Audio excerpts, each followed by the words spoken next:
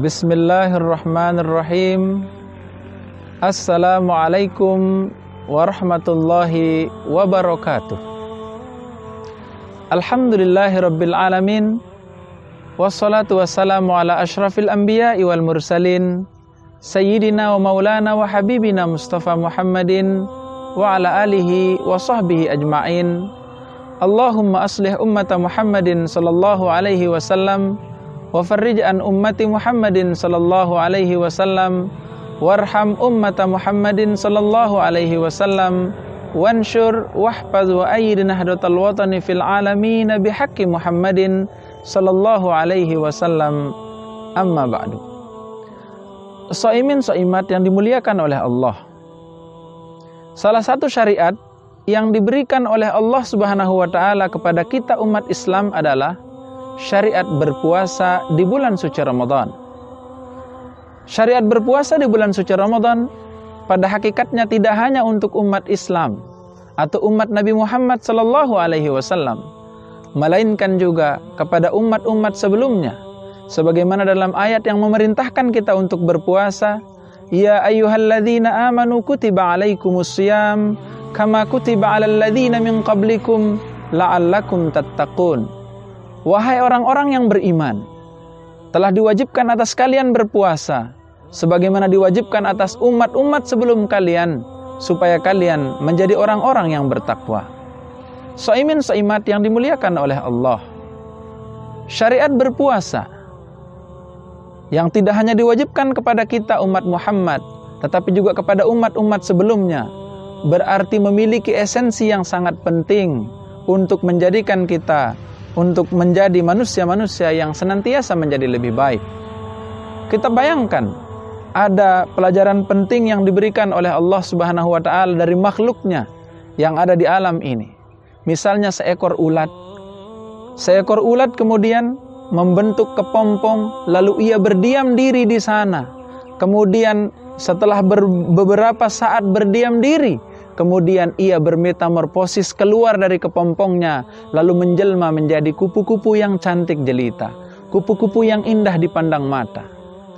Kemudian ada juga misalnya kita melihat makhluk ular misalnya, ketika ia kemudian berpuasa beberapa bulan lamanya, kemudian ia berganti kulit, keluar dari berpuasanya, kemudian menjadi ular yang lebih cepat lagi, menjadi ular yang lebih cantik lagi.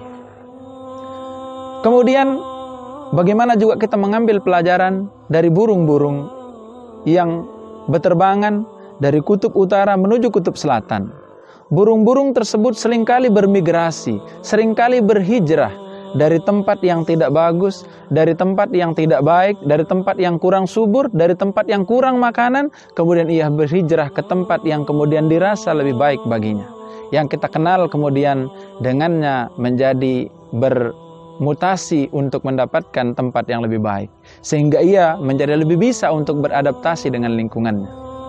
Ketiga pelajaran ini dapat kita ambil kemudian betapa pentingnya berpuasa, betapa pentingnya untuk berdiam diri beberapa saat lamanya dari aktivitas yang demikian padat, dari makan minum yang sedemikian rupa sepanjang hari. Jantung kita usus kita kemudian yang memproduksi makanan secara terus menerus, tapi di bulan suci Ramadan diberikan untuk beristirahat. Maka orang-orang yang berpuasa itu diharapkan akan menjelma menjadi pribadi-pribadi yang lebih baik, pribadi-pribadi yang akan semakin menjadi pribadi yang bertakwa, sebagaimana yang diharapkan dalam ayat yang memerintahkan kita untuk berpuasa tersebut. Shaimin shaimat yang dimuliakan oleh Allah, untuk mencapai tujuan dari bermetamorfosis dalam bulan suci Ramadan, paling tidak kita memerlukan atau dapat mengambil 4 poin. Yang pertama ialah sidqun niyah.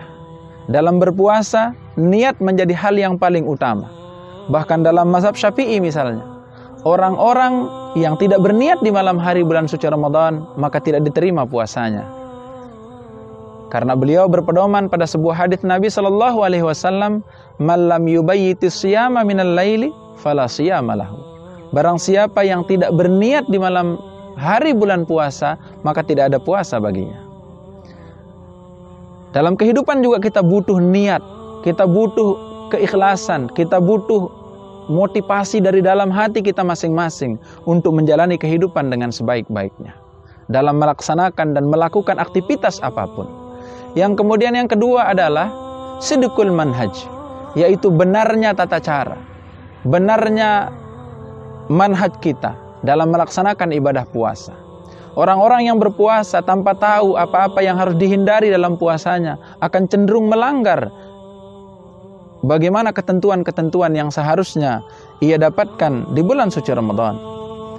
Tetapi orang-orang yang mengetahui bagaimana kemudian menjalani puasa dengan baik, dengan benar, maka akan terpelihara puasanya. Dalam kehidupan juga begitu.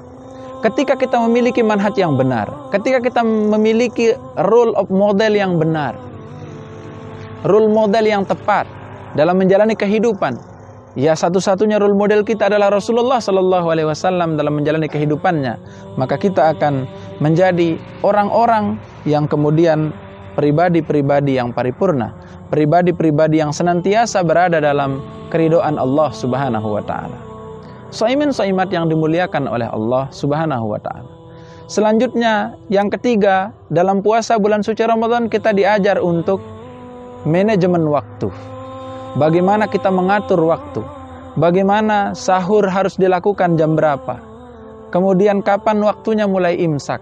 Solat-solat kita juga insya Allah tepat waktu, karena senantiasa kita terikat dengan ketentuan-ketentuan yang diberikan.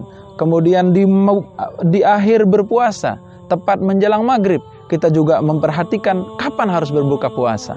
Maka kalau manajemen waktu ini kemudian kita terapkan dalam kehidupan kita sehari-hari, kita akan menjadi manusia-manusia yang tertib, manusia-manusia yang memiliki target, manusia-manusia yang kehidupannya diatur berdasarkan ketentuan-ketentuan yang telah ditetapkan baik oleh Allah Subhanahu wa taala dan Rasul-Nya, serta ditetapkan oleh diri kita sendiri.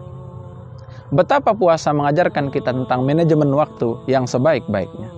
Kemudian yang terakhir dari makna berpuasa adalah bagaimana kita menanamkan empati dan simpati kepada orang lain. Puasa mengajarkan kita untuk muraqabatun nafsi, bahwa kita senantiasa diawasi oleh Allah Subhanahu wa taala.